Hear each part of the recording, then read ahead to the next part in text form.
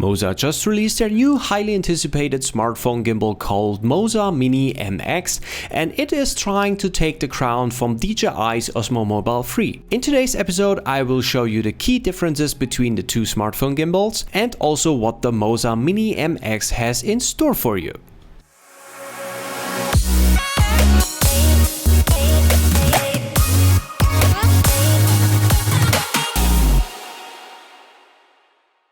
What up guys, welcome back to another episode. My name is Teddy Bear and today we're going to talk about the new Moza Mini MX. So this new smartphone gimbal from Moza is kind of a big step for them, because within their new Moza Genie app they implemented a lot of smart features like tracking and all kinds of cool things you can do with this smartphone gimbal. Full disclosure, Moza did send me the Mini MX, but they're not paying me to say anything in this video, so you are getting my honest opinion how it compares to the Osmo Mobile 3. So with that said, let me show you what comes in the box.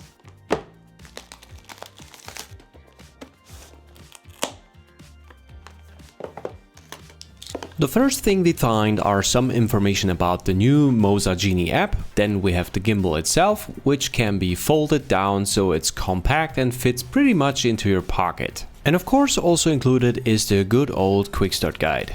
Also included is a wristband and a USB-C to USB-A charging cable. In the second box we can find a bag where you can store your Moza Mini MX while you're traveling.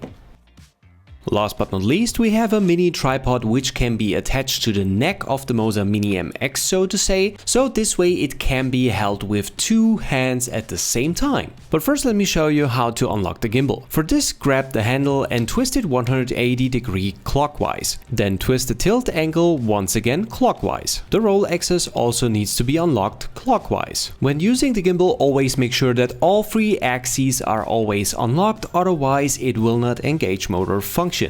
Now you know what comes with the Moza Mini MX, so let's talk about controls. And let me give you some tips so you can fully leverage the capabilities of the Moza Mini MX. With the help of the joystick you can reframe your scene, and by tapping the trigger twice you can recenter your gimbal again. To switch between the front and back camera, tap the trigger 3 times. By tapping it another 3 times you can switch back again. With the plus button you can zoom in, and with the minus button you can zoom out. And if you want to zoom automatically all the way in or out, press one of the buttons twice. You can cycle between video and photo shooting mode by pressing the power button twice. A super helpful option is the ability to switch between horizontal and landscape shooting modes. In order to do so, tap the power button 3 times. The super easy to use controls are just one part of the Moza Mini MX's new design.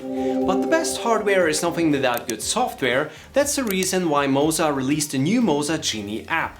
The Moza Genie app offers a vast amount of options and settings to record videos and photos. So let me give you an overview of your available options. Your exposure settings can easily be adjusted by dragging the exposure bracket around the screen, and you can see that it will automatically adjust the exposure according to your scene. To adjust your recording quality and frame rate, tap the box in the top right corner. Here you can select from all the available recording settings from your smartphone. You also have the option to enable the flash while recording. To quickly switch between recording modes, tap the camera symbol in the top right corner. Here you can choose between photo, video, slow motion and time-lapse.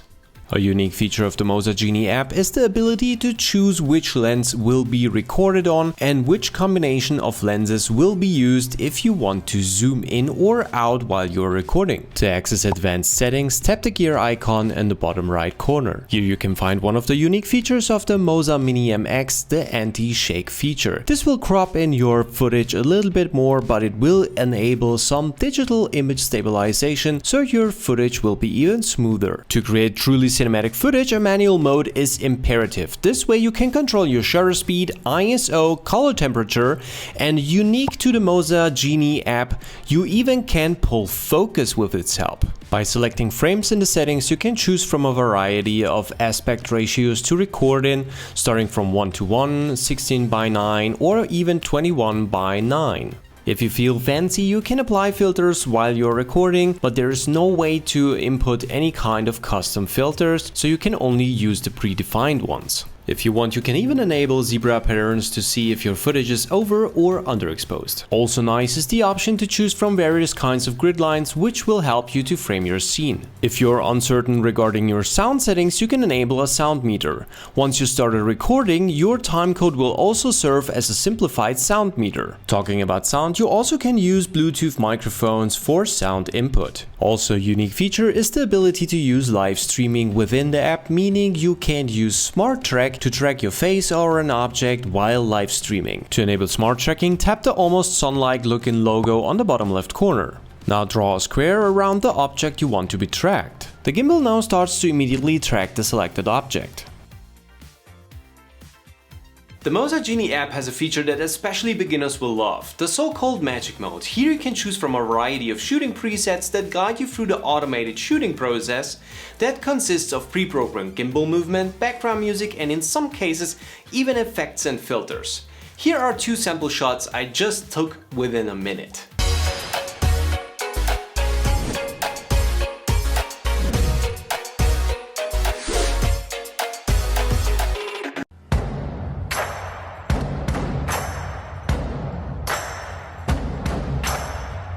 To record one of these, select your preferred shooting preset and hit capture. Frame your scene and hit the record button.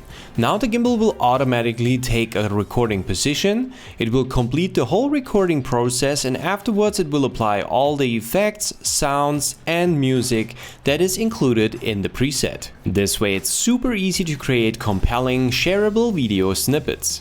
There are many things I liked about the Moza Mini MX, but there are also things I didn't.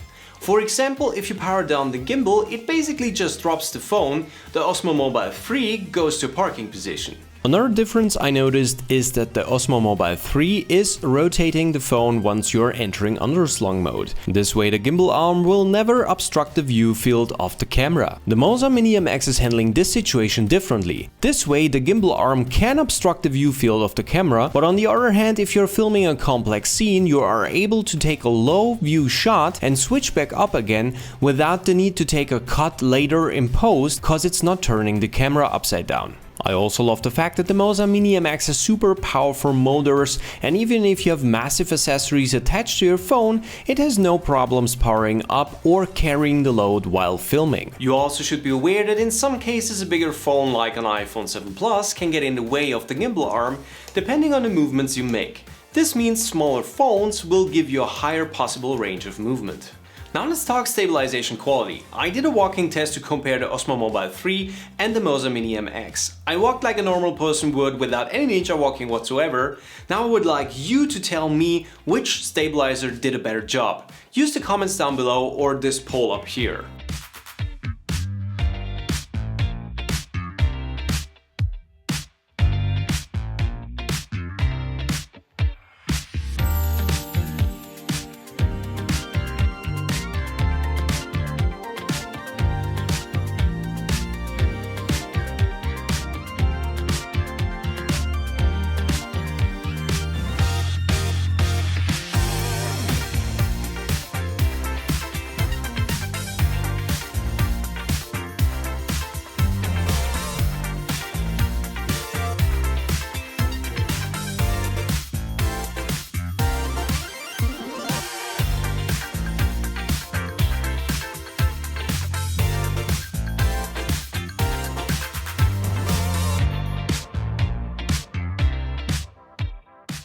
So what do you think about the Moza Mini MX? How does it compare to the Osmo Mobile 3 in your opinion? By the way, I reviewed the Osmo Mobile 3 by the end of last year, and if you haven't seen my video already, I will link it up here, so go check it out. Come back and tell me what you think is the best smartphone gimbal for 2020.